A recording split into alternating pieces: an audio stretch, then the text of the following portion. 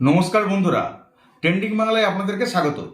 সম্প্রতি আন্তর্জাতিক রাজনীতির মধ্যে নতুন করে ঝড় তুলেছে একটা চমকপ্রদ দাবি। ডোনাল্ড ট্রাম্প প্রকাশ্যে বলছেন তিনি না থাকলে ভারত পাকিস্তান সংঘাত ভয়ঙ্কর পারমাণবিক যুদ্ধে জড়িয়ে পড়ত। এমনকি পাকিস্তানের প্রধানমন্ত্রীও নাকি মারা যেতেন, তিনিও বাঁচতেন না। এই বক্তব্য ঘিরে শুরু হয়েছে তীব্র বিতর্ক। এটা কি সত্যিই কূটনৈতিক সাফল্যের গল্প, নাকি রাজনৈতিক নাটকীয়তা? জনপ্রিয়তা কমতে থাকায় কি ট্রাম্প নিজের ভাবমূর্তি শক্ত করতে এমন দাবি করলেন? আজকের আলোচনায় থাকছে সেই বিস্ফোরক মন্তব্যের বিশ্লেষণ। আজকে এমন একটা বিষয় নিয়ে কথা বলবো যেটা নিয়ে এখন বেশ গোটা বিশ্বজুড়ে আলোচনা চলছে। আর সেই ব্যাপারটা হলো, ডোনাল্ড ট্রাম্প নাকি বলেছেন তিনি না থাকলে পাকিস্তানের প্রধানমন্ত্রী মারাই যেতেন। শুনতে যতটা নাটকীয় লাগছে, বিষয়টা কিন্তু ততটাই বিতর্কিত। সম্প্রতি আমেরিকার স্টেট অফ দ্য ইউনিয়ন ভাষণে দাঁড়িয়ে ট্রাম্প দাবি করেন তিনি ভারত পাকিস্তানের মধ্যে সম্ভাব্য বড় সংঘাতটা থামিয়ে দিয়েছেন। তার কথায়, যদি তিনি হস্তক্ষেপ না করতেন তাহলে পারমাণবিক যুদ্ধ পর্যন্ত হতে পারত আর প্রায় ৩৫ মিলিয়ন মানুষ মারা যেত। কিন্তু কথা বলতে গিয়ে এমনভাবে বলেন যে অনেকের মনে হয়েছে যেন তিনি বলছেন পাকিস্তানের প্রধানমন্ত্রী শাহবাজ শরীফ নিজেই মারা যেতেন যদি ট্রাম্প না থাকতেন। হয়তো তিনি আসলে বলতে চেয়েছিলেন যে শরীফ তাকে বলেছিলেন আপনি না থাকলে লাখ লাখ মানুষ মারা যেত। কিন্তু ট্রাম্পের বলার ভঙ্গি এমন ছিল যে পুরো বক্তব্যটাই অদ্ভুত শোনাচ্ছে। ট্রাম্প কেমন মানুষ সেই সম্পর্কে নতুন করে বলার দরকার নেই, যারা তার সম্পর্কে খোঁজ খবর রাখেন খুব ভালো করে বুঝতে পারছেন। আর এই বক্তব্য তিনি দিয়েছেন মার্কিন কংগ্রেসে দাঁড়িয়ে, যেখানে রিপাবলিক ডেমোক্র্যাট সবাই উপস্থিত ছিলেন। এখন প্রশ্ন হচ্ছে, ট্রাম্প এত আত্মবিশ্বাস নিয়ে এমন দাবি করছেন কেন? কারণ তিনি খুব ভালোভাবেই জানেন পাকিস্তানের দিক থেকে খুব শক্ত কোনো প্রতিবাদ মোটেও আসবে না। বরং সাম্প্রতিক এক আন্তর্জাতিক বৈঠকে দেখা গেছে ট্রাম্প প্রকাশ্যে শাহবাজ শরীফকে দাঁড়াতে বলছেন এবং তার কথার সমর্থন করতে বলছেন। শরীফের বডি ল্যাঙ্গুয়েজ অনেকের কাছেই অস্বস্তিকর লেগেছে। অন্য দেশগুলোর নেতারা যেখানে স্বাভাবিক ছিলেন, সেখানে শরীফকে অনেকটাই অতিরিক্ত প্রশংসাপ্রবণ মনে হয়েছে। আসলে ট্রাম্প বলে কথা, তার কথা যদি পাকিস্তানের প্রধানমন্ত্রী না মান্যতা দেয় তাহলে তাদের কপালেও হয়তো দুঃখ রয়েছে, তিনি বুঝতে পেরেছেন। এর আগেও শরীফ প্রকাশ্যে ট্রাম্পকে স্যালুট করে তার নেতৃত্বের ভূয়সী প্রশংসা করেছিলেন, আমরা সেটা জানি। আন্তর্জাতিক রাজনীতিতে কূটনৈতিক সৌজন্য একটা থাকে, কিন্তু অতিরিক্ত চাটুকারিতা চোখে পড়ে গেলে সেটা আলাদা করে আলোচনায় আসে। আর এই ক্ষেত্রে ঠিক সেটাই হচ্ছে। এখন আসি ট্রাম্পের রাজনৈতিক পরিস্থিতিতে। তার জনপ্রিয়তা আগের মতো কিন্তু আর নেই।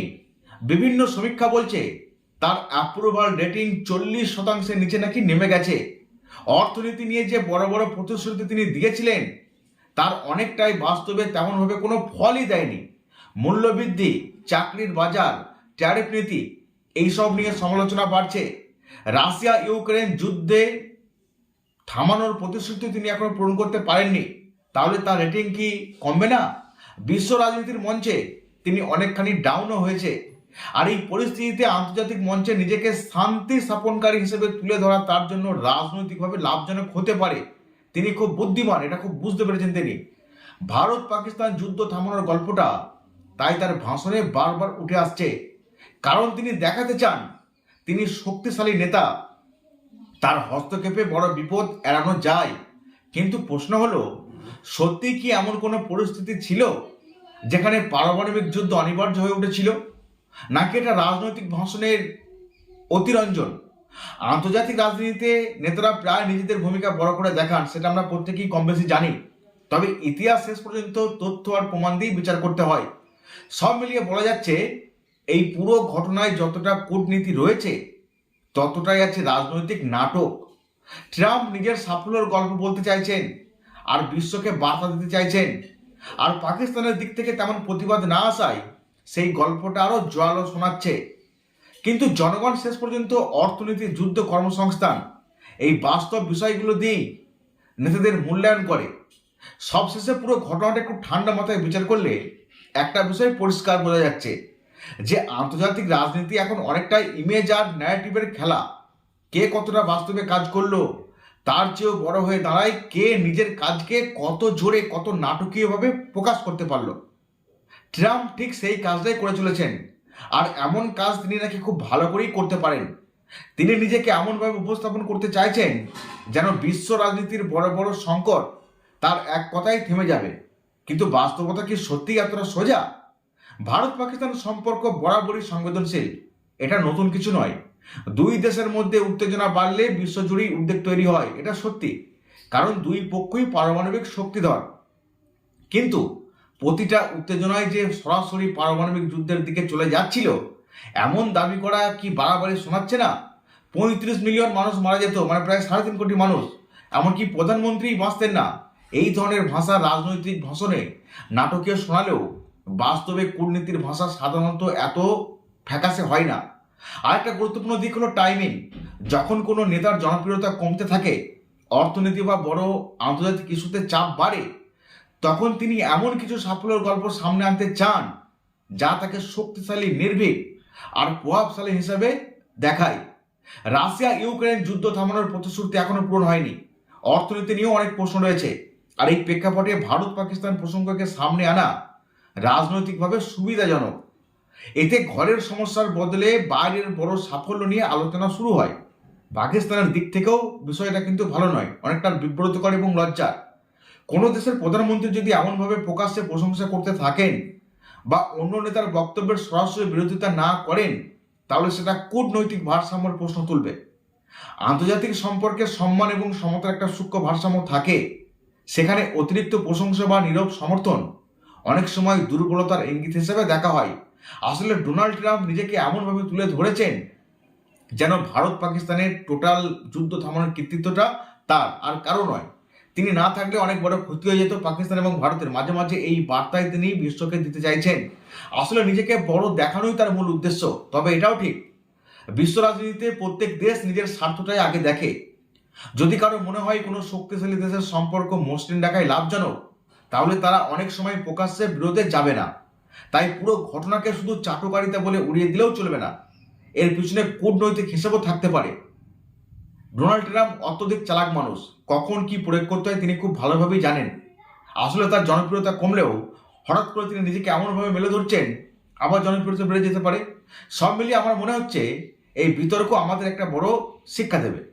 নেতাদের বক্তব্য শুনলেই আবেগে ভেসে যাওয়া ঠিক হবে না। বড় বড় সংখ্যা, ভয়ঙ্কর সম্ভাবনার ছবি আর নাটকীয় জিনিস, এসব অনেক সময় রাজনৈতিক কৌশল।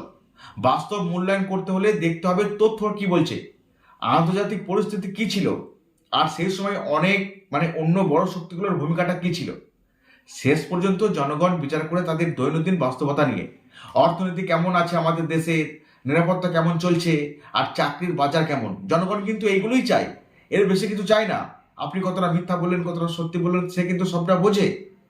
কূটনৈতিক দাবির ঝলকানি কিছু সময়ের জন্য শিরোনাম দখল করতে পারে, কিন্তু দীর্ঘমেয়াদে টিকে থাকা কাজ টিকে থাকে তার কাজ আর ফলাফল।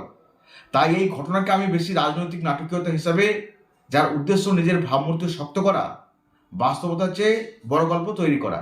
ডোনাল্ড ট্রাম্প নিজেকে আরো বড় উচ্চতায় দেখাতে চাইছেন এই ভারত পাকিস্তানের যুদ্ধটাকে নিয়ে, মানে অপারেশন সিন্দুরকে নিয়ে।